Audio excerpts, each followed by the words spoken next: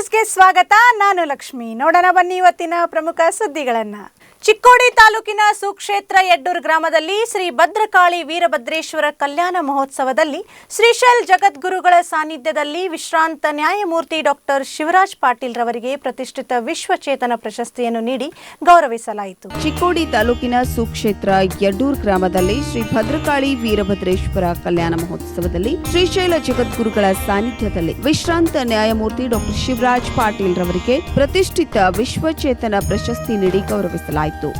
ಹೌದು, ಚಿಕ್ಕೋಡಿ ತಾಲೂಕಿನ ಸುಕ್ಷೇತ್ರ ಯಡೂರ್ ಗ್ರಾಮದಲ್ಲಿ ಶ್ರೀಶೈಲ ಜಗದ್ಗುರುಗಳ ಸಾನ್ನಿಧ್ಯದಲ್ಲಿ ಸಚಿವೆ ಶಶಿಕಲಾ ಜೊಲ್ಲೆ, ಸಂಸದ ಅಣ್ಣಾ ಸಾಹೇಬ್ ಜೊಲ್ಲೆ ಸೇರಿದಂತೆ ವಿವಿಧ ಮಠಾಧೀಶರ ಸಮ್ಮುಖದಲ್ಲಿ ರಾಯಚೂರು ಮೂಲದ ಸರ್ವೋಚ್ಚ ನ್ಯಾಯಾಲಯದ ವಿಶ್ರಾಂತ ನ್ಯಾಯಮೂರ್ತಿಗಳಾದ ಡಾಕ್ಟರ್ ಶಿವರಾಜ್ ಪಾಟೀಲ್ ರವರಿಗೆ ಪ್ರತಿಷ್ಠಿತ ವಿಶ್ವಚೇತನ ಪ್ರಶಸ್ತಿಯ ಜೊತೆಗೆ 50,000 ನಗದು ಹಾಗೂ ಬಂಗಾರದ ಉಂಗುರವನ್ನ ನೀಡಿ ಗೌರವಿಸಲಾಯಿತು. ನಂತರ ಪ್ರಶಸ್ತಿ ಸ್ವೀಕರಿಸಿ ಮಾತನಾಡಿದ ವಿಶ್ರಾಂತ ನ್ಯಾಯಮೂರ್ತಿಗಳಾದ ಡಾಕ್ಟರ್ ಶಿವರಾಜ್ ಪಾಟೀಲ್ ರವರು, ಇವತ್ತು ನನಗೆ ವಿಶ್ವಚೇತನ ಪ್ರಶಸ್ತಿ ನೀಡಿರುವುದು ನನ್ನ ಜವಾಬ್ದಾರಿಯನ್ನ ಹೆಚ್ಚಿಸಿದೆ. ಶ್ರೀಶೈಲ ಜಗದ್ಗುರುಗಳಿಂದ ಪ್ರಶಸ್ತಿ ಸ್ವೀಕರಿಸಿಕೊಂಡಿರುವುದು ನನ್ನ ಸುದೈವ. ನಾನು ನ್ಯಾಯದೇವತೆ ಅಲ್ಲ. ನಮ್ಮ ದೇಶದಲ್ಲಿ ಬಹಳಷ್ಟು ಜನರು ಮುಗ್ಧ ಜನರಿದ್ದಾರೆ. ನ್ಯಾಯಾಧೀಶರನ್ನು ದೇವರು ಎಂದು ನಂಬಿದ್ದಾರೆ. ದೇವರು ನನಗೆ ನ್ಯಾಯವನ್ನು ಮಾಡಲು ಕೆಲಸವನ್ನ ನೀಡಿದ್ದಾರೆ. ನಾನು ನ್ಯಾಯ ದೇವತೆಯ ಸೇವಕ ಎಂದು ವಿಶ್ರಾಂತ ನ್ಯಾಯಾಧೀಶ ಡಾಕ್ಟರ್ ಶಿವರಾಜ್ ಪಾಟೀಲ್ ತಿಳಿಸಿದ್ರು. ಶಿವರಾಜ್ ಪಾಟೀಲ್ ನ್ಯಾಯ ದೇವತೆ, ನಾನು ಮಾತ್ರ ತಪ್ಪು ಎಂದು ಮಾಡೋದು. ನಾನು ನ್ಯಾಯ ದೇವತೆ ಅಲ್ಲ. ನಮ್ಮ ದೇಶದಲ್ಲಿ ಬಹಳ ಮುಗ್ಧ ಜನ, ಅದರಲ್ಲಿ ಗ್ರಾಮಾಂತರ ಪ್ರದೇಶದಲ್ಲಿ ಅಂತೂ ಬಹಳ ಮುಗ್ಧ ಜನ. ಇವತ್ತು ಕೋರ್ಟ್ಗೆ ಹೋಗಬೇಕಾದ್ರೆ ಹೊರಗಡೆ ಚಪ್ಪಲಿಟ್ಟು ಹೋಗ್ತಾರೆ, ಪಾದರಕ್ಷೆಗಳನ್ನು ಹೊರಬಿಟ್ಟು ಹೋಗ್ತಾರೆ. ಆ ಕೋರ್ಟ್ನಲ್ಲಿರ್ತಕ್ಕಂಥ ಜಡ್ಜಿನ ದೇವರು ಅಂತ ತಿಳಿತಾರೆ. ನ್ಯಾಯ ದೇವತೆ, ದೇವರು ಅವರವ್ರ ಭಾವನೆಗಳು, ಅದು ಅವ್ರು ತಪ್ಪಲ್ಲ. ಆದರೆ ನೀವು ನ್ಯಾಯಾಧೀಶರಾದವರು ಕುರ್ಚಿ ಮೇಲೆ ಕುಂತ ತಕ್ಷಣ, 3 ಫೂಟ್ ಎತ್ತರದಲ್ಲಿ ಕುಂತ ತಕ್ಷಣ ನೀವು ದೇವರಾಗೋದಿಲ್ಲ. ನೀವು ಮನುಷ್ಯರೇ. ಆದರೆ ದೇವರ ಕೆಲಸ ನಿಮ್ಮ ಕೈ ಕೊಟ್ಟಿದ್ದಾರೆ. You are not divine. Divine functions are given to you. ನಮಗೆ ದೇವರು ತಿಳ್ಕೊಂಡ್ರೆ ನ್ಯಾಯಾಧೀಶ ಭಾಳ ದೊಡ್ಡ ತಪ್ಪು ಮಾಡ್ತಾರೆ. ದೇವರ ಕೆಲಸ ನಮ್ಮ ಕೈ ಕೊಟ್ಟಿದ್ದಾರೆ, ನಾವು ಮನುಷ್ಯರೇ ಅಂತಕ್ಕಂಥ ಭಾವನೆ. ರಿಪ್ಪನ್ಪೇಟೆಯವರೇ, ದಯಮಾಡಿ ನಾನು ಇಷ್ಟು ಹೇಳ್ತೀನಿ, ನಾನು ದೇವತೆಯಲ್ಲ, ಭಾಳ ಆದರೆ ನ್ಯಾಯ ದೇವತೆಯ ಸೇವಕ ಅಂತ ಒಂದು ಮಾತನ್ನು ನಾನು ಆತ್ಮಸಾಕ್ಷ್ಯ ಬಗ್ಗೆ ಹೇಳಿದೆ. ಆತ್ಮಸಾಕ್ಷ್ಯ ಬಗ್ಗೆ ಒಂದು ಮಾತು ಹೇಳಿದೆ. ನಾನು ಜಡ್ಜ್ ಆಗಬೇಕಂತ. ಶ್ರೀಶೈಲ ಜಗದ್ಗುರುಗಳು ನೆರೆ ಸಂತ್ರಸ್ತರಿಗೆ ನಿರ್ಮಿಸಿಕೊಟ್ಟಿರುವ ಮನೆಗಳ ಲೋಕಾರ್ಪಣೆ ಮಾಡಲಾಯಿತು. ಶ್ರೀಶೈಲ ಜಗದ್ಗುರುಗಳ ಸಮ್ಮುಖದಲ್ಲಿ ಸಚಿವೆ ಶಶಿಕಲಾ ಜೊಲ್ಲೆ ಅವರು ಮನೆಯ ಫಲಾನುಭವಿಯಾದ ದುಂಡಪ್ಪ ಮಗದುಂ ಅವರಿಗೆ ಮನೆಯ ಕೀ ನೀಡಿ ನೆರೆ ಸಂತ್ರಸ್ತರ ಮನೆಗಳ ಲೋಕಾರ್ಪಣೆ ಮಾಡಿದ್ರು. ನಂತರ ಕಾರ್ಯಕ್ರಮ ಉದ್ದೇಶಿಸಿ ಮಾತನಾಡಿದ ಸಚಿವೆ ಶಶಿಕಲಾ ಜೊಲ್ಲೆ, ಶ್ರೀಶೈಲ ಜಗದ್ಗುರುಗಳು ತಮಗೆ ಬಂದಿರುವ ಬಂಗಾರದಿಂದ ಸರ್ಕಾರದಿಂದ ವಂಚಿತರಾದ ನೆರೆ ಸಂತ್ರಸ್ತರಿಗೆ ಮನೆಗಳನ್ನ ನಿರ್ಮಿಸಿಕೊಟ್ಟು ನೆರೆ ಸಂತ್ರಸ್ತರ ಕಣ್ಣೀರನ್ನ ಒರೆಸುವ ಕೆಲಸವನ್ನು ಮಾಡುತ್ತಿದ್ದಾರೆ ಎಂದು ಸಚಿವೆ ಶಶಿಕಲಾ ಜೊಲ್ಲೆ ತಿಳಿಸಿದ್ರು. ಶ್ರೀ ವೀರಭದ್ರ ದೇವರು ಶಿವನ ಕೆಂಜಡೆಯಿಂದ ಅವತರಿಸಿ ಸತಿದೇವಿಯ ದಹನಕ್ಕೆ ಕಾರಣವಾದ ದಕ್ಷ ಬ್ರಹ್ಮನ ಸಂಹರಿಸಿ ಶಿವನ ಅಪ್ಪನೆಯ ಮೇರೆಗೆ ಭದ್ರಕಾಳಿಯ ಜೊತೆಗೆ ವಿವಾಹವನ್ನ ಮಾಡಿಕೊಂಡು ಶ್ರೀ ಕ್ಷೇತ್ರ ಯಡೂರಿನಲ್ಲಿ ಲಿಂಗ ರೂಪದಿಂದ ನಿತ್ಯ ವಾಸ ಮಾಡಿರುವುದು ವೇದ್ಯವಾದ ಸಂಗತಿಯಾಗಿದೆ. ಶ್ರೀಶೈಲ ಜಗದ್ಗುರುಗಳ ಸಾನ್ನಿಧ್ಯದಲ್ಲಿ ಶಾಸ್ತ್ರ ವಿಧಿಗನುಸಾರವಾಗಿ ಸಹಸ್ರಾರು ಭಕ್ತರ ಸಮ್ಮುಖದಲ್ಲಿ ಶಕೆ 1943ನೇ ಪ್ಲವರಿ ನಾಮ ಸಂವತ್ಸರ ಪಾಲ್ಗುಣ ಶುಕ್ಲ ಪಕ್ಷ ಪೂರ್ಣಿಮೆಯ ಗೋಧೂಳಿ ಮುಹೂರ್ತದ ಶುಭ ಕನ್ಯಾ ಲಗ್ನದಲ್ಲಿ ಶ್ರೀ ಭದ್ರಕಾಳಿ ಶ್ರೀ ವೀರಭದ್ರೇಶ್ವರ ಕಲ್ಯಾಣ ಮಹೋತ್ಸವ ವಿಜೃಂಭಣೆಯಿಂದ ಜರುಗಿತು. ಶ್ರೀಶೈಲ ಶಾಸ್ತ್ರಿಗಳು ಬರೆದಿರುವ ಸಸ್ವರ ಶ್ರೀ ರುದ್ರಂ ಮತ್ತು ಲಕ್ಷ್ಮೇಶ್ವರದ ಪ್ರೊಫೆಸರ್ ಸೋಮಶೇಖರ್ ಕೆರೆಮಣಿ ಅವರು ಬರೆದಿರುವ ವೀರವಿಭೂತಿ ಗ್ರಂಥಗಳ ಬಿಡುಗಡೆ ಮಾಡಲಾಯಿತು. ಈ ಸಂದರ್ಭದಲ್ಲಿ ಕಾಶಿ ಪೀಠದ ನಿಯೋಜಿತ ಪಟ್ಟಾಧಿಕಾರಿಗಳಾದ ಡಾಕ್ಟರ್ ಮಲ್ಲಿಕಾರ್ಜುನ ಸ್ವಾಮೀಜಿ, ದಾಸೋಹರತ್ನ ಚಕ್ರವರ್ತಿ ಅನ್ನದಾನೇಶ್ವರ ಶ್ರೀಗಳು, ಶೇಗುನ್ಸಿಯ ಡಾಕ್ಟರ್ ಮಹಾಂತ ದೇವರು, ಬೆಳಗಾವಿಯ ಶಿವಯೋಗಿ ದೇವರು, ಶಹಾಪುರ್ ನಾಗನೂರ್ ನೂಲ್ ಶ್ರೀಗಳು, ಅರುಣ್ ದೇಸಾಯಿ, ಅಜಿತ್ ರಾವ್ ದೇಸಾಯಿ, ಪ್ರಶಾಂತ್ ರಿಪ್ಪನಪೇಟೆ ಪ್ರಾಸ್ತಾವಿಕವಾಗಿ ಮಾತನಾಡಿದರು. ನಿವೃತ್ತ ಉಪನ್ಯಾಸಕರಾದ ಸಿಜಿ ಮಠಪತಿ ಅವರು ಕಾರ್ಯಕ್ರಮ ನಿರೂಪಿಸಿದ್ರು. ಕೆಲಸಗಳನ್ನ ಅದನ್ನೆಲ್ಲರೂ ಕೂಡ ಮಾಡಿಕೊಡುವಂತ ಒಂದು ಪ್ರಾಮಾಣಿಕ ಪ್ರಯತ್ನವನ್ನ ಮಾಡ್ತೇನೆ. ಯಾಕಂದ್ರೆ ಮನೆಗಳನ್ನ ಕಟ್ಟಿಕೊಟ್ಟಿರಲ್ಲ, ಇದು ಸರ್ಕಾರದಿಂದನೂ ಕೂಡ ಒಂದೊಂದ್ಸತಿ ಸಾಧ್ಯ ಆಗಂಗಿಲ್ಲ. ಆದ್ರೆ ಪೂಜ್ಯರು ತಮಗೆ ಬಂದಂತಹ ಒಂದು ಬಂಗಾರನ ಮಾರಿಬಿಟ್ಟು ಬಡವರ ಕಣ್ಣೀರನ್ನು ವರ್ಷಿದ್ರಲ್ಲ, ಇದಕ್ಕಿಂತ ದೊಡ್ಡ ಪೂಜ್ಯರಲ್ಲಿ ನಾವೇನ್ ನೋಡ್ಬೇಕು? ಇದು ಎಷ್ಟು ಅವರ ಕಳಕಳಿ ತಾಯಿ ಹೃದಯ ಅನ್ನೋದನ್ನ ನಾವು ನೋಡ್ತೀವಿ.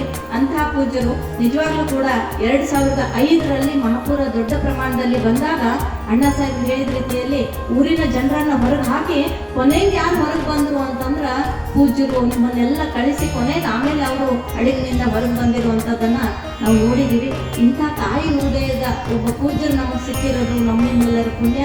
ಇವತ್ತು ಇಂಥ ಒಂದು ಪ್ರಶಸ್ತಿಯನ್ನು ವಿಶ್ವಚೇತನ ಪ್ರಶಸ್ತಿಯನ್ನು ತಗೊಂಡಂತ ಶಿವರಾಜ್ ಅಣ್ಣವ್ರಿಗೂ ಕೂಡ ಅವರ ವ್ಯಕ್ತಿತ್ವವನ್ನು ನೋಡಿ ಅದನ್ನ ನಮ್ಮ ಆದರ್ಶವಾಗಿ ಇಟ್ಕೊಂಡು ನಾವು ಹೆಜ್ಜೆ ಹಾಕೋಣ ಅಂತಕ್ಕಂಥ ಮಾತನ್ನ ಹೇಳ್ತಾ, ವಿಶೇಷವಾಗಿ ಇವತ್ತು ಪ್ರಶಾಂತ ಸಹೋದರರಾದಂಥ ಪ್ರಶಾಂತ್ ಅವರು ಕೂಡ ತುಂಬ ಒಳ್ಳೆ ರೀತಿಯಲ್ಲಿ ಇವತ್ತು ಈ ಒಂದು ಕ್ಷೇತ್ರದ ಮಹಿಮೆಯನ್ನ ಎಲ್ಲರೂ ಕೂಡ ಅವರು ಹೇಳಿದ್ರು.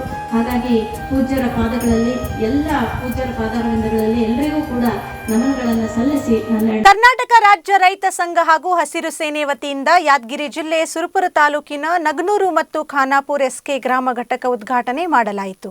ನಗನೂರು ಗ್ರಾಮ ಘಟಕ ಅಧ್ಯಕ್ಷರನ್ನಾಗಿ ದೇವೇಂದ್ರಪ್ಪ ಗೋಡೆಕಾರ್, ಉಪಾಧ್ಯಕ್ಷರನ್ನಾಗಿ ರವಿ ಎಳವರ್ ಹಾಗೂ ಖಾನಾಪುರ ಎಸ್ಕೆ ಗ್ರಾಮ ಘಟಕದ ಅಧ್ಯಕ್ಷರನ್ನಾಗಿ ಸುರೇಶ್ ಪನ್ಮಾ ಹಾಗೂ ಉಪಾಧ್ಯಕ್ಷರನ್ನಾಗಿ ಮಲ್ಲಿಕಾರ್ಜುನ್ ಕುಂಬಾರ್ ಅವರನ್ನು ಆಯ್ಕೆ ಮಾಡಲಾಯಿತು. ಕರ್ನಾಟಕ ರಾಜ್ಯ ರೈತ ಸಂಘ ಮತ್ತು ಹಸಿರು ಸೇನೆ ವತಿಯಿಂದ ಯಾದಗಿರಿ ಜಿಲ್ಲೆ ಸುರಪುರ ತಾಲೂಕಿನ ನಗನೂರು ಮತ್ತು ಖಾನಾಪುರ ಎಸ್ಕೆ ಗ್ರಾಮ ಘಟಕದ ಉದ್ಘಾಟನಾ ಸಮಾರಂಭ ಜರುಗಿತು. ನಗನೂರು ಗ್ರಾಮ ಘಟಕದ ಅಧ್ಯಕ್ಷರನ್ನಾಗಿ ದೇವೇಂದ್ರಪ್ಪ ಗೋಡೆಕಾರ್, ಉಪಾಧ್ಯಕ್ಷರನ್ನಾಗಿ ರವಿ ಎಳವರ್ ಇವರನ್ನ ಆಯ್ಕೆ ಮಾಡಲಾಯಿತು.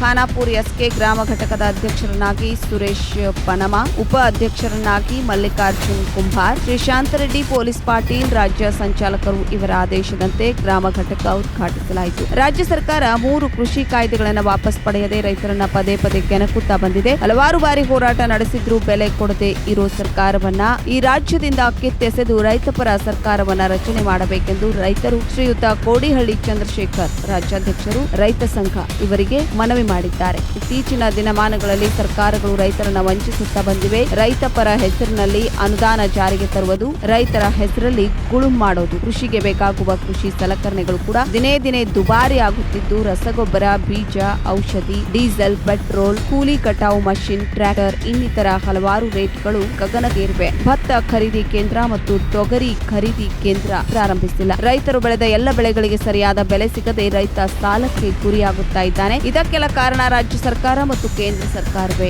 ಆಗಿದೆ. ಇದೇ ರೀತಿ ಮುಂದುವರೆದರೆ ಕೃಷಿ ಕಡಿಮೆಯಾಗುತ್ತೆ. ಇದರಿಂದ ದೇಶದ ಜನರ ಹೊಟ್ಟೆ ತುಂಬಿಸುವವರು ಸರ್ಕಾರವಲ್ಲ, ರೈತ ಸರ್ಕಾರ. ರೈತರ ಬೆಳೆಗೆ ಯೋಗ್ಯವಾದ ಬೆಲೆ ಕೊಡಬೇಕು, ರೈತರನ್ನು ಗೌರವಿಸಬೇಕು. ಸರ್ಕಾರ ರಚನೆ ಮಾಡಿಕೊಳ್ಳೋಕೆ ರೈತರ ಮತ ಬೇಕು, ಆದ್ರೆ ರೈತರ ಕಷ್ಟ ಮಾತ್ರ ಸರ್ಕಾರಕ್ಕೆ ಬೇಡ. ಅದಕ್ಕೆ ನಮ್ಮ ರಾಜ್ಯ ರೈತ ಸಂಘದ ರಾಜ್ಯಾಧ್ಯಕ್ಷರು ಈ ಬಾರಿ ರೈತರ ವಿಧಾನಸೌಧದ ಒಳಗೆ ರೈತರೇ ಇರೋಣ ಅಂತ ಹೇಳಿದ್ದಾರೆ. ರೈತರೆಲ್ಲ ಜಾಗೃತರಾಗಬೇಕು, ರೈತರ ಸರ್ಕಾರವಾಗಬೇಕು, ರೈತರ ಎಲ್ಲ ಕಷ್ಟಗಳು ದೂರ ಮಾಡಬೇಕೆಂದು ಕೋಡಿಹಳ್ಳಿ ಚಂದ್ರಶೇಖರ್ ಅವರು ಸಂಕಲ್ಪ ಮಾಡಿದ್ದಾರೆ. ಮುಂಬರುವ ಚುನಾವಣೆಗೆ ರೈತ ಸಂಘ ಸಿದ್ಧ, ನಮ್ಮ ಮತ ರೈತ ಪರ.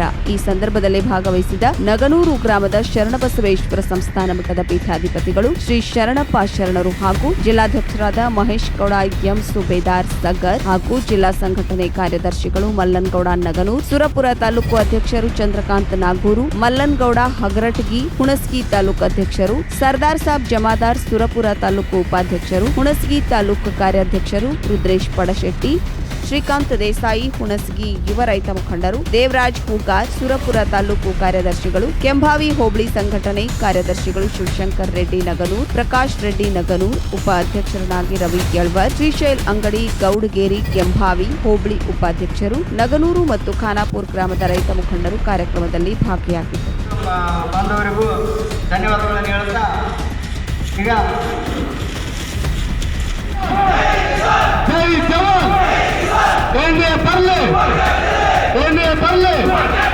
ಯಾತಕ್ಕಾಗಿ ಹೋರಾಟ, ಯಾತಕ್ಕಾಗಿ ಹೋರಾಟ, ಕರ್ನಾಟಕ ರಾಜ್ಯ ರೈತ ಸಂಘ ಜಾರಿಗೆ ತಂದಿರ್ತಕ್ಕಂಥದ್ದು. ಇದಕ್ಕಿಂತ ಮುಂಚಿತವಾಗಿ ನೀವು ಒಂದು 25 ವರ್ಷ ಹಿಂದ್ಗಡೆ ಹೋಗಿ ಸಾಲ, ನಾವೇನಾದರೂ ಬ್ಯಾಂಕಿನಾಗ ಸಾಲ ಮಾಡಿದ್ರೆ ನಮ್ಮ ಮನೆಗೆ ಬಂದು ನಮ್ಮ ಮನೆಗಿರ್ತಕ್ಕಂಥ ಎಲ್ಲ ಆಂಡ ಬಾಂಡಗಳನ್ನು ಬಟ್ಟೆ ಬರಿಯನ್ನು ಜಪ್ತಿ ಮಾಡ್ತಿದ್ರು. ಕೆಲವರಿಗೆ ಗೊತ್ತಿರಬೇಕು ಹಿರಿಯರು. ಆದರೆ ಅಂಥ ಒಂದು ಸಂದರ್ಭದೊಳಗೆ ಯಾರು ಕೂಡ ಮಧ್ಯಸ್ಥಿಕೆ ವಹಿಸಿ ರೈತರ ಪರವಾಗಿ ನಿಲ್ಲಲ್ಲ. ಅವಾಗ ಕೂಡ ನಿಂತಿದ್ದು ಹಿಜಾಬ್ ತೀರ್ಪು ತೀರ್ಪು ಧಿಕ್ಕರಿಸಿ ಯಾದಗಿರಿ ಜಿಲ್ಲೆಯ ಶಹಾಪುರ ತಾಲೂಕಿನ ಶಹಪುರ್ನಲ್ಲಿ ಮುಸ್ಲಿಂ ಅಂಗಡಿ ಮುಂಗಟ್ಟುಗಳನ್ನು ಬಂದ್ ಮಾಡಲಾಗಿತ್ತು. ಗುರುವಾರ ಬೆಳಗಿನ ಜಾವದಿಂದ ಹಿಡಿದು ಸಂಜೆಯವರೆಗೆ ಯಾವುದೇ ಮುಸ್ಲಿಂ ಅಂಗಡಿ ಮುಂಗಟ್ಟುಗಳನ್ನು ತೆರೆಯದೆ ಸ್ವಯಂ ಪ್ರೇರಿತರಾಗಿ ಬಂದ್ ಮಾಡಲಾಗಿದೆ. ಹಿಜಾಬ್ ತೀರ್ಪು ಧಿಕ್ಕರಿಸಿ ಮುಸ್ಲಿಂ ಅಂಗಡಿ ಮುಂಗಟ್ಟುಗಳು ಬಂದ್. ಯಾದಗಿರಿ ಜಿಲ್ಲೆಯ ಶಹಾಪುರ ತಾಲೂಕಿನ ಶಹಪುರ್ನಲ್ಲಿ ಅಂಗಡಿ ಮುಂಗಟ್ಟುಗಳು ಬಂದ್. ಗುರುವಾರ ಬೆಳಗಿನ ಜಾವದಿಂದ ಹಿಡಿದು ಸಂಜೆಯವರೆಗೂ ಯಾವುದೇ ಮುಸ್ಲಿಂ ಅಂಗಡಿ ಮುಂಗಟ್ಟುಗಳನ್ನು ತೆರೆಯದೆ ಸ್ವಯಂ ಪ್ರೇರಿತರಾಗಿ ಬಂದ್ ಮಾಡಿದ್ದರು. ಹಿಜಾಬ್ ತೀರ್ಪು ಧಿಕ್ಕರಿಸಿ ಶಹಾಪುರ್ನಲ್ಲಿ ಮುಸ್ಲಿಂನ ಎಲ್ಲಾ ಅಂಗಡಿ ಮುಂಗಟ್ಟುಗಳು ಸ್ವಯಂ ಪ್ರೇರಿತರಾಗಿ ತಮ್ಮ ಎಲ್ಲ ಅಂಗಡಿಗಳು ಮತ್ತು ಗ್ಯಾರೇಜುಗಳನ್ನ ಬಂದ್ ಮಾಡಿದ್ದರು. ಎಸ್ಡಿಪಿಐ ಮುಖಂಡರಾದ ಖಾಲಿದ್ ರವರು ಹಿಜಾಬ್ ಧರಿಸುವುದು ನಮ್ಮ ಸಂವಿಧಾನದ ಹಕ್ಕು, ಜೊತೆಗೆ ನಮ್ಮ ಮೇಲೆ ಕುರಾನಿನ ಒಂದು ಸಂಪ್ರದಾಯವಿದೆ, ಅದನ್ನ ಬಿಜೆಪಿಯವರು ಮುಂದಿನ ದಿನಮಾನಗಳಲ್ಲಿ ತಕ್ಕ ಪಾಠ ಕಲಿಸುತ್ತೇವೆ. ಇಂಥ ರಾಜಕೀಯ ಮಾಡುವುದನ್ನ ಬಿಟ್ಟು ಅಭಿವೃದ್ಧಿಯ ಕಡೆ ಬಿಜೆಪಿ ಕೆಲಸ ಮಾಡುವಂತೆ ಮೊಹಮ್ಮದ್ ಖಾಲಿದ್ ಅವರು ಹೇಳಿದ್ರು. ಹಾಗೆ ನಮ್ಮ ಗುರುಗಳು ನಮ್ಮ ಕುರಾನಿನಲ್ಲಿ ಯಾವ ರೀತಿಯಾಗಿ ಹಿಂದೂಗಳು ತಮ್ಮ ಸಂಪ್ರದಾಯದಂತೆ ಉಡುಗೆ ತೊಡುಗೆಗಳನ್ನ ಧರಿಸುತ್ತಾರೆ, ಅದೇ ರೀತಿಯಲ್ಲಿ ನಮ್ಮ ಮುಸ್ಲಿಂ ಧರ್ಮದಲ್ಲೂ ಕೂಡ ಹಿಜಾಬ್ ಅವಶ್ಯವಾಗಿದೆ. ನಾವು ಎಲ್ಲಿ ಹೋದ್ರೂ ಸಹ ಹಿಜಾಬ್ ಧರಿಸುತ್ತೇವೆ, ಅದು ನಮ್ಮ ಧರ್ಮ. ಸಂವಿಧಾನದಲ್ಲಿ ಬಾಬಾ ಸಾಹೇಬ್ ಅಂಬೇಡ್ಕರ್ ಅವರು ಕೊಟ್ಟಿರುವ ಕೊಡುಗೆ ಅಪಾರವಾಗಿದೆ ಎಂದು ಎಸ್ಡಿಪಿಐನ ಮೊಹಮ್ಮದ್ ಖಾಲಿದ್ ತಿಳಿಸಿದ್ರು. ಅಂತಂದ್ರೆ ಅದು ಧಾರ್ಮಿಕ ಭಾವನೆಗೆ ಧಕ್ಕೆ ಆಗುತ್ತೆ. ಅಲ್ಲಿರ್ತಕ್ಕಂಥ ಬಹುಸಂಖ್ಯಾತರಿಗೆ ಒಂದು ಧಾರ್ಮಿಕದ ಇದು ಭಾವನೆ ಇದು ಇಟ್ಕೊಂಡು ಕೊಟ್ಟು ಅಲ್ಲಿ ನ್ಯಾಯಾಧೀಶರು ಒಂದು ತೀರ್ಪು ಕೊಡ್ತಾರೆ. ಅದು ನಾವು ಅದಕ್ಕೂ ಕೂಡ ತಲೆಬಾಗಿಸ್ತೀವಿ. ಅವತ್ತಿನ ದಿನ ಕೂಡ ನಮಗೆ ಭಾಳಷ್ಟು ಅನ್ಯಾಯ ಆಗಿದೆ. ಆಮೇಲೆ ಈ ಒಂದು ನ್ಯಾಯಾಧೀಶರು ತೀರ್ಪು ಕೊಡುವಾಗ ಹೈಕೋರ್ಟ್ ನ್ಯಾಯಾಧೀಶರು ಧಾರ್ಮಿಕದ ಒಳಗಡೆ ಅವರು ಇದು ನೋಡಿ ಕುರಾನ್ನಲ್ಲಿ ಇಸ್ಲಾಮಿನಲ್ಲಿ ಹಿಜಾಬ್ ಇಲ್ಲ ಅಂಥೇಳಿ ಇವ್ರೇನು ಈ ಥರ ಹೇಳ್ತಾ ಇದ್ದಾರೆ. ಇದು ಖಂಡಿತವಾಗಿಯೂ ನಮ್ಮ ಧರ್ಮದ ಮೇಲೆ ನಮ್ಮ ಧರ್ಮದ ಸ್ವಾತಂತ್ರ್ಯಕ್ಕೆ ಇದಕ್ಕೆ ಉಲ್ಲಂಘನೆ ಮಾಡ್ತಾ ಇದ್ದಾರೆ ಅಂಥೇಳಿ ನಮ್ಮ ಉಲ್ಮಾಕ್ರಮ್ ಹೇಳಿದ್ದಾರೆ. ನಮ್ಮ ಧರ್ಮದಲ್ಲಿ ಹಿಜಾಬ್ ಹಾಕುವಂಥದ್ದು ಸುಮಾರು ವರ್ಷಗಳಿಂದ ಬಂದಿದೆ, ಅದನ್ನು ನಾವು ಬಿಡಲಿಕ್ಕಾಗಲ್ಲ. ಅದನ್ನು ನಾವು ಉಲ್ಮಾಕ್ರಮ್ ಏನು ಕರೆ ಕೊಟ್ಟಿದ್ದಾರೆ ಅವರಿಗೆ ನಾವು ಬೆಂಬಲ ಸೂಚಿಸ್ತಾ ಇದ್ದೀವಿ. ನೋಡಿ, ಆ್ಯಕ್ಚುಲಿ ಶಹಾಪುರ ನಗರದಲ್ಲಿ ತಾವು ನೋಡ್ತಾ ಇದ್ದೀರಾ, ಇಲ್ಲಿ ನಿನ್ನೆ ನಮ್ಮ ಧಾರ್ಮಿಕ ಗುರುಗಳು ಭಾಳಷ್ಟು ಉಲ್ಮಾಕ್ರಾಮ್ಗಳು ಅದ್ರ ಬಗ್ಗೆ ಏನು ಹೈಕೋರ್ಟ್ ಆದೇಶ ಬಂತು, ಅದು ಧಾರ್ಮಿಕ ಸ್ವಾತಂತ್ರ್ಯದ ಉಲ್ಲಂಘನೆ ಅಂಥೇಳಿ ಅವರು ಹೇಳಿದ್ದಾರೆ.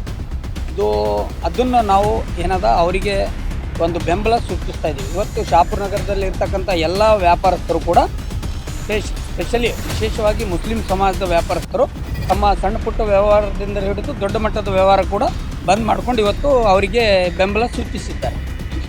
ಇದು ಏನಿದೆ ನೋಡಿ, ಒಂದು ಬಾಬರಿ ಮಸೀದಿ ತೀರ್ಪು ಕೊಡುವಾಗ ಅಲ್ಲಿ ಆ ಬಾಬರಿ ಮಸೀದಿ ತೀರ್ಪು ಕೊಡುವಾಗ ನ್ಯಾಯಾಧೀಶರು ಮುಂಚೆ ಏನು ಹೇಳ್ತಾರೆ, ಅಲ್ಲಿ ಮಂದಿರ ಇರ್ತಕ್ಕಂಥದ್ದು ಯಾವುದೂ ಪುರಾವೆಗಳಿಲ್ಲ, ಮಸೀದಿ ಕರೆಕ್ಟ್ ಅಂತ ಹೇಳಿ ಕೂಡ ಹೇಳ್ತಾರೆ. ಯಾರ ಮಸೀದಿಗಳು ಕೂಡ ಇದ್ದಾರೆ ಅಂತ ಹೇಳಿ ಅದ್ರ ಬಗ್ಗೆ ಕೂಡ ಮಾತಾಡ್ತಾರೆ. ವಿಧಾನಸಭಾ ಅಧಿವೇಶನದಲ್ಲಿ ವಿಜಯಪುರ ಜಿಲ್ಲೆ ಇಂಡಿ ತಾಲೂಕಿನಲ್ಲಿ ಹೊಸ ಕೈಗಾರಿಕಾ ಪ್ರದೇಶ ಅಭಿವೃದ್ಧಿಪಡಿಸಬೇಕೆಂದು ಬೃಹತ್ ಮತ್ತು ಮಧ್ಯಮ ಕೈಗಾರಿಕಾ ಸಚಿವರಾದ ಶ್ರೀ ಮುರುಗೇಶ್ ನಿರಾಣಿಯವರಿಗೆ ಚುಕ್ಕಿ ಪ್ರಶ್ನೆ ಕೇಳುವುದರ ಮೂಲಕ ಸರ್ಕಾರದ ಗಮನ ಸೆಳೆದರು. ಕೈಗಾರಿಕೆಗಳು ಒಂದು ದೇಶದ ಮೂಳೆಗಳಿದ್ದಂತೆ. ಮಾನವ ದೇಹಕ್ಕೆ ಪೂರ್ಣ ಚೈತನ್ಯವನ್ನು ಒದಗಿಸಲು ಮೂಳೆಗಳು ಹೇಗೆ ಅವಶ್ಯಕವೋ ಹಾಗೆ ಆರ್ಥಿಕತೆಗೆ ಚೇತನ ನೀಡಿ ದೀರ್ಘಕಾಲೀನ ಅಭಿವೃದ್ಧಿ ಸಾಧನೆಗೆ ನೆರವಾಗಲು ಕೈಗಾರಿಕೆಗಳು ಅತ್ಯಂತ ಅವಶ್ಯಕ. ಈ ನಿಟ್ಟಿನಲ್ಲಿ ಇಂದು ವಿಧಾನಸಭಾ ಅಧಿವೇಶನದಲ್ಲಿ ವಿಜಯಪುರ ಜಿಲ್ಲೆ ಇಂಡಿ ತಾಲೂಕಿನಲ್ಲಿ ಹೊಸ ಕೈಗಾರಿಕಾ ಪ್ರದೇಶ ಅಭಿವೃದ್ಧಿಪಡಿಸಬೇಕೆಂದು ಬೃಹತ್ ಮತ್ತು ಮಧ್ಯಮ ಕೈಗಾರಿಕಾ ಸಚಿವರಾದ ಮುರುಗೇಶ್ ನಿರಾಣಿ ಅವರಿಗೆ ಪ್ರಶ್ನೆ ಕೇಳುವುದರ ಮೂಲಕ ಸರ್ಕಾರದ ಗಮನ ಸೆಳೆದರು. ಚುಕ್ಕಿ ಗುರುತಿನ ಪ್ರಶ್ನೆ ಸಂಖ್ಯೆ 3573. ವಿಜಯಪುರ ಜಿಲ್ಲೆಯ ಇಂಡಿ ತಾಲೂಕಿನಲ್ಲಿ ಹೊಸ ಕೈಗಾರಿಕಾ ಪ್ರದೇಶ ಅಭಿವೃದ್ಧಿಪಡಿಸುವುದರ ಬಗ್ಗೆ ಇಂಡಿ ಶಾಸಕ ಯಶವಂತರಾಯಗೌಡ ಪಾಟೀಲ್ರು ಸರ್ಕಾರಕ್ಕೆ ಚುಕ್ಕೆ ಗುರುತಿನ ಪ್ರಶ್ನೆ ಕೇಳಿದ್ರು. ಯಶವಂತರಾಯಗೌಡ ಪಾಟೀಲ್ ಮಾನ್ಯ ಅಧ್ಯಕ್ಷರೇ, 3573ನೇ ಪ್ರಶ್ನೆಯನ್ನ ಮಾನ್ಯ ಬೃಹತ್ ಮತ್ತು ಮಧ್ಯಮ ಕೈಗಾರಿಕಾ ಸಚಿವರನ್ನ ನಿರಾಣಿ ಅವರು ಸನ್ಮಾನ್ಯ ಅಧ್ಯಕ್ಷರೇ ಉತ್ತರವನ್ನು ಒದಗಿಸಲಾಗಿದೆ. ಅಧ್ಯಕ್ಷರೇ ಉತ್ತರವನ್ನು ಒದಗಿಸಿದ್ದಾರೆ.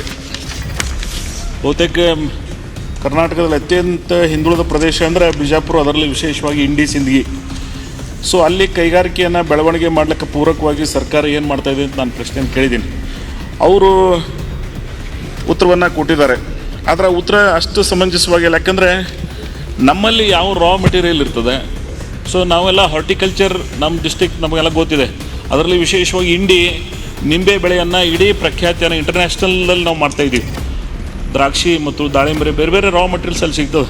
ಸೊ ನೀವು ಅವ್ರಿಗೆ ಪೂರಕವಾಗಿ ಯಾವ ರೀತಿ ಮಹಾರಾಷ್ಟ್ರದಲ್ಲಿ, ನಾಗ್ಪುರದಲ್ಲಿ, ಹೈದರಾಬಾದ್ ಈ ಲಿಂಬೆ ಮುಖಾಂತರ ಪೌಡ್ರ್ ತಯಾರು ಮಾಡ್ತಕ್ಕಂಥ ಫ್ಯಾಕ್ಟ್ರಿಗಳು ಹಾಕಿದ್ದಾರೆ. ಸೊ ಅಂಥವ್ರು ನೀವು ಉತ್ತೇಜನ ಮಾಡ್ತಕ್ಕಂಥ ಪ್ರಯತ್ನವನ್ನು ಮಾಡಿ, ಯಾವ ಪ್ರದೇಶದಲ್ಲಿ ಯಾವ ರಾ ಮೆಟೀರಿಯಲ್ ಸಿಗ್ತದೆ ಅವ್ರಿಗೆ ಯಾವ ರೀತಿ ನೀವು ಪೂರಕವಾಗಿ ಸಹಾಯ ಮಾಡಿದ್ರೆ ಅಲ್ಲಿ ಇಂಡಸ್ಟ್ರಿ ಬೆಳವಣಿಗೆ ಆಗ್ತದೆ ಅನ್ನೋದನ್ನು ನೀವೆಲ್ಲ ನೋಡ್ಬೋದು. ಶೋಲಾಪುರದೊಳಗೆ ಚಾದರ್ ಫ್ಯಾಕ್ಟ್ರಿ ಬಹುತೇಕ ಸೌತ್ ಇಂಡಿಯಾದಾಗೆ ಫೇಮಸ್ ಇರ್ತದೆ. ಅಂಥವು ನೀವು ಎಲ್ಲೆಲ್ಲಿ ಬರೀ ಒಂದೇ ಕಾರ್ನರ್ದಾಗ ಇಂಡಸ್ಟ್ರಿ ಡೆವಲಪ್ ಮಾಡ್ಕೊತ ಹೋಗ್ಬೇಡಿ ಸರ್. ನಾನು ರಿಕ್ವೆಸ್ಟ್ ಏನಂದರೆ ಪ್ರತಿ ವಿಭಾಗವಾರು ತಾಲೂಕು ವೈಸ್ ಎಲ್ಲೆಲ್ಲಿ ಯಾವ ರೀತಿ ಅಭಿವೃದ್ಧಿ ಮಾಡ್ಲಿಕ್ಕೆ ಸಾಧ್ಯ ಅನ್ನೋದನ್ನು ತಾವು ಮಾಡ್ತಕ್ಕಂಥ ಒಂದು ಪ್ರಯತ್ನವನ್ನು ಮಾಡಿ, ಮತ್ತು 120 ಎಕರೆ ಈಗಾಗಲೇ ತಾವೊಂದು ಭೂದಾಳದಲ್ಲಿ ಸರ್ಕಾರಕ್ಕೆ ಜಮೀನು ಕೊಟ್ಟಿದ್ದು ಅಂತ ಹೇಳಿದ್ರೆ, ಈಗಾಗಲೇ ಪ್ರೈವೇಟ್ದವರು 120 ಎಕರೆಯನ್ನು ಜಮೀನು ಕೊಡ್ಲಿಕ್ಕೆ ತಾವು ಮುಂದೆ ಬಂದಿದ್ದಾರೆ. ನೀವು ಅದನ್ನು ಗುರುತಿಸಿ ಅವ್ರಿಗೆ ಸಹಕಾರ ಮಾಡ್ತಕ್ಕಂಥ ಪ್ರಯತ್ನ. ದ್ರಾಕ್ಷಿ ಮತ್ತು ದಾಳಿಂಬೆ ಇವೆಲ್ಲ ಬೆಳೆಗಳಿದಾವೆ, ಕೋಲ್ಡ್ ಸ್ಟೋರೇಜ್ ಆಗಲಿ ಬೇರೆ ಬೇರೆ ರೀತಿಯೊಳಗೆ ನೀವು ಅವ್ರಿಗೆ ಉತ್ತೇಜನ ಮಾಡ್ತಕ್ಕಂಥ ಈ ಕಡೆ ಬೆಳೆಯೋರಿಗೂ ಅನುಕೂಲ ಆಯಿತು, ಇಂಡಸ್ಟ್ರಿನೂ ಡೆವಲಪ್ ಆಗಬೇಕು. ಸೊ ಆ ಕ್ರಮ ಕೈಗೊಳ್ಬೇಕು. ನಿರಾಣಿ ಅವರು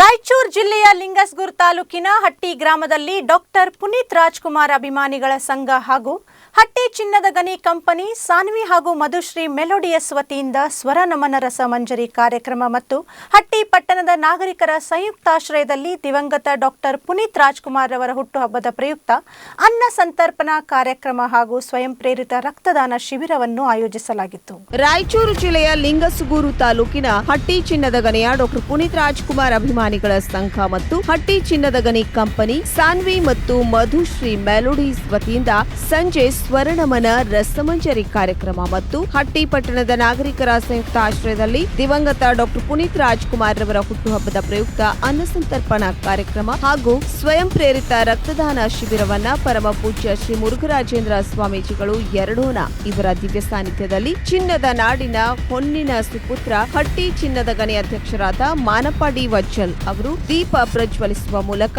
ಪುನೀತ್ ರಾಜ್ಕುಮಾರರ ಭಾವಚಿತ್ರಕ್ಕೆ ಪುಷ್ಪ ನಮನ ಸಲ್ಲಿಸಿ ಕೇಕ್ ಕತ್ತರಿಸುವ ಮೂಲಕ ಕಾರ್ಯಕ್ರಮಕ್ಕೆ ಚಾಲನೆ ನೀಡಿದ್ರು. ಈ ವೇಳೆ ಮಾತನಾಡಿದ ಅವರು, ಪುನೀತರು ತಮಗಾಗಿ ಬದುಕದೆ ಅನಾಥರಿಗೆ, ವೃದ್ಧರಿಗೆ, ಅಸಹಾಯಕರಿಗೆ, ಹಿಂದುಳಿದ ವರ್ಗದ ಬಡ ಜನತೆಯ ಆಶಾಕಿರಣವಾಗಿದ್ದರು. ಪುನೀತರು ಕೇವಲ ಒಬ್ಬ ವ್ಯಕ್ತಿಯಲ್ಲ, ಅವರು ಇಡೀ ಸಮಾಜಕ್ಕೆ ಶಕ್ತಿಯಾಗಿದ್ದರು. ನಾನು ಕೂಡ ಅವರ ಅಪ್ಪಟ ಅಭಿಮಾನಿಯಾಗಿರುವೆ. ಅವರು ಹಾಕಿಕೊಟ್ಟ ಸ್ವಾಭಿಮಾನಿ ಬದುಕಿನಲ್ಲಿ ನಾವೆಲ್ಲರೂ ಕೂಡ ನಡೆಯೋಣ, ಅವರ ಆದರ್ಶ ಗುಣಗಳನ್ನು ನಾವೆಲ್ಲರೂ ಅಳವಡಿಸಿಕೊಳ್ಳೋಣ ಎಂದರು. ಸಾನ್ವಿ ಹಾಗೂ ಮಧುಶ್ರೀ ಮೆಲೋಡಿಸ್ ವತಿಯಿಂದ 6 ಗಂಟೆಗೆ ಅದ್ದೂರಿಯಾಗಿ ಜನಮನ ರಸಮಂಜರಿ ಕಾರ್ಯಕ್ರಮವನ್ನ ಆಯೋಜಿಸಲಾಗಿತ್ತು. ಕಾರ್ಯಕ್ರಮದಲ್ಲಿ ಅಪ್ಪು ಚಿತ್ರದ ಹಲವಾರು ಹಾಡುಗಳನ್ನು ಹಾಡುವ ಮೂಲಕ ಅಪ್ಪು ಹುಟ್ಟುಹಬ್ಬವನ್ನ ಆಚರಿಸಲಾಯಿತು. ಪಕ್ಷದ ಮುಖಂಡರು ಮತ್ತು ಪುನೀತ್ ರಾಜ್ಕುಮಾರ್ ಅಭಿಮಾನಿಗಳು ಎಚ್.ಬಿ. ಮುರಾರಿ, ಕಾಂಗ್ರೆಸ್ ಮುಖಂಡರು ಅಮ್ಜದ್ ಸೇಠ್, ಪ್ರಕಾಶ್ ಬಹದ್ದೂರ್, ರವಿಕುಮಾರ್, ಸಿದ್ದು ಬೈಬಂಡಿ, ಗುಂಡಪ್ಪ ಗೌಡ, ಎನ್ ಸ್ವಾಮಿ, ನಾಯ್ಕೋಡಿ, ಕೆವಿ ಕಳ್ಳಿಮಠ,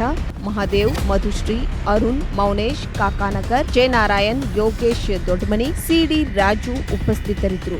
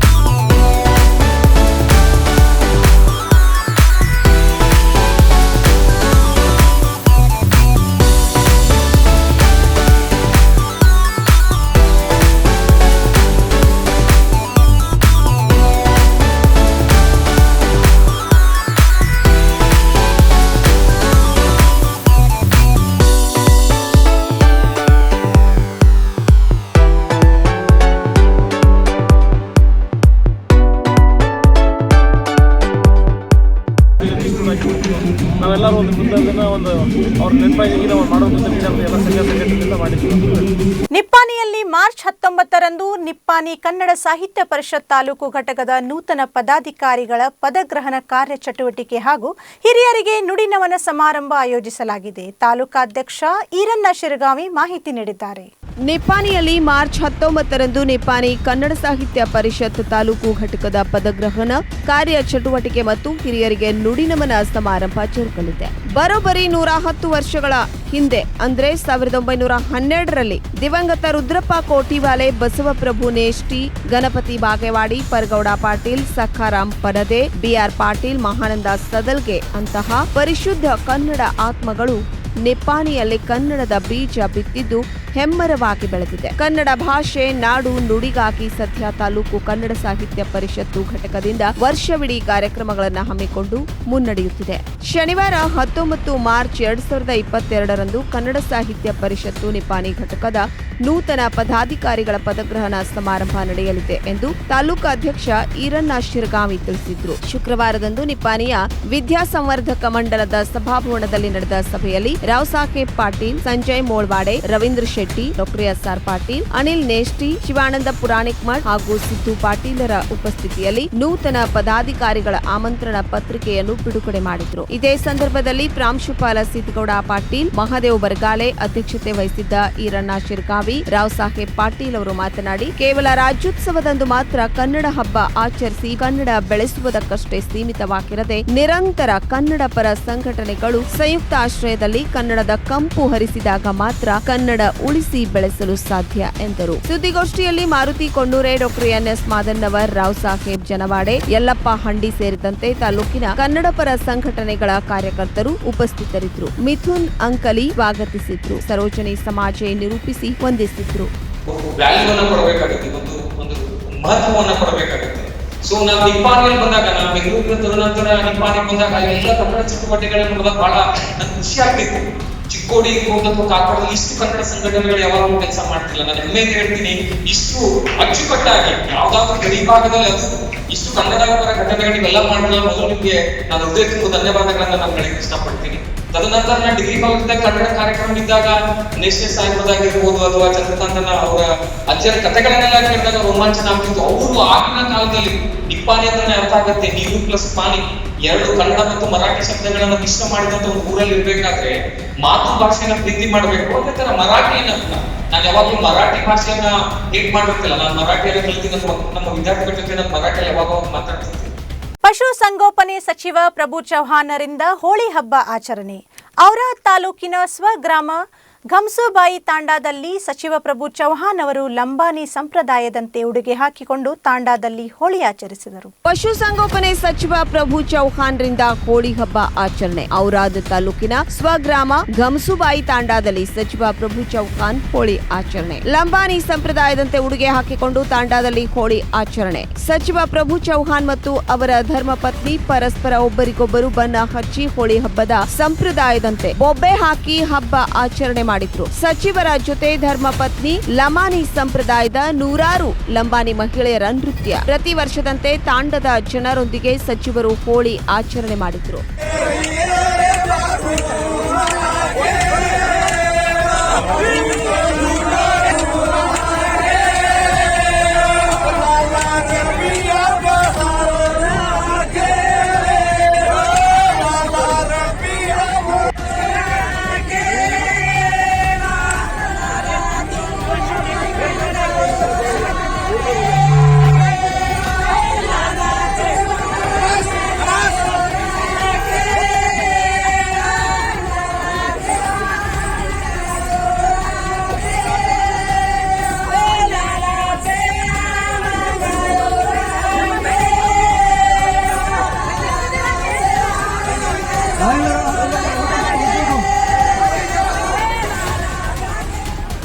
ಮಾನಸಿಕವಾಗಿ ನೊಂದು ಹುಚ್ಚರಾಗಿ ಹಾದಿ ಬೀದಿಗಳಲ್ಲಿ ಸುತ್ತಾಡಿ ಹಸಿವನ್ನೇ ಮರೆತು ಬಿದ್ದಂತಹ ಅನ್ನವನ್ನು ತಿನ್ನುವ ತಿರುಗಾಡುತ್ತಿರುವ ಜ್ಞಾಪಕ ಶಕ್ತಿಯನ್ನೇ ಕಳೆದುಕೊಂಡವರನ್ನು ಧಾರವಾಡ ಮಾನಸಿಕ ಕೇಂದ್ರಕ್ಕೆ ತಮ್ಮ ಸ್ವಂತ ಖರ್ಚಿನಲ್ಲಿ ಕರೆದುಕೊಂಡು ಆಸ್ಪತ್ರೆಗೆ ದಾಖಲಿಸಿದ ಮಾನವೀಯತೆಯ ಘಟನೆ ಗೋಕಾಕ್ ನಗರದಲ್ಲಿ ನಡೆದಿದೆ. ಮಾನಸಿಕವಾಗಿ ನೊಂದು ಹುಚ್ಚರಾಗಿ ಹಾದಿ ಬೀದಿಗಳಲ್ಲಿ ಸುತ್ತಾಡಿ ಹಸಿವನ್ನೇ ಮರೆತು ಬಿದ್ದಂತಹ ಅನ್ನವನ್ನೇ ತಿನ್ನುತ್ತಾ ತಿರುಗಾಡುತ್ತಿರುವ ಜ್ಞಾಪಕ ಶಕ್ತಿಯನ್ನೇ ಕಳೆದುಕೊಂಡವರನ್ನ ಧಾರವಾಡದ ಮಾನಸಿಕ ಕೇಂದ್ರಕ್ಕೆ ತಮ್ಮ ಸ್ವಂತ ಖರ್ಚಿನಲ್ಲಿ ಕರೆದುಕೊಂಡು ಆಸ್ಪತ್ರೆಗೆ ದಾಖಲಿಸಿದ ಮಾನವೀಯತೆ ಘಟನೆ ಗೋಕಾಕ್ ನಗರದಲ್ಲಿ ನಡೆದಿದೆ. ಸುಮಾರು ದಿನಗಳಿಂದ ಜ್ಞಾಪಕ ಶಕ್ತಿ ಕಳೆದುಕೊಂಡು ಹುಚ್ಚರಾಗಿ ಎಲ್ಲೆಂದರಲ್ಲಿ ತಿರುಗಾಡುತ್ತಿದ್ದವರನ್ನ ಗಮನಿಸಿದ ಪೊಲೀಸ್ ಇಲಾಖೆಯವರು ಸುಮಾರು 40ರಿಂದ 45ರ ಒಳಗಿನ ಇಬ್ಬರನ್ನು ಗುರುತಿಸಿ ಗೋಕಾಕ್ ನಗರ ಪೊಲೀಸ್ ಠಾಣೆಯಲ್ಲಿ ಕಾರ್ಯನಿರ್ವಹಿಸುತ್ತಿರುವ ಪೊಲೀಸ್ ಸಿಬ್ಬಂದಿಗಳಾದ ರಮೇಶ್ ಮುರನಾಳೆ, ಕಲ್ಮೇಶ್ ಹಕ್ಯಾಗೋಳ್, ನಾಗಪ್ಪ ಬೆಳಗಲಿ, ಮಹಿಳಾ ಪೇದೆಗಳಾದ ಅನ್ನಪೂರ್ಣ, ಗಂಗಾ ಮತ್ತು 4 ಜನ ನಗರಸಭೆಯವರು ಸೇರಿ ಇಬ್ಬರನ್ನು ಕರೆದುಕೊಂಡು ಹೋಗಿ ಧಾರವಾಡದಲ್ಲಿರುವ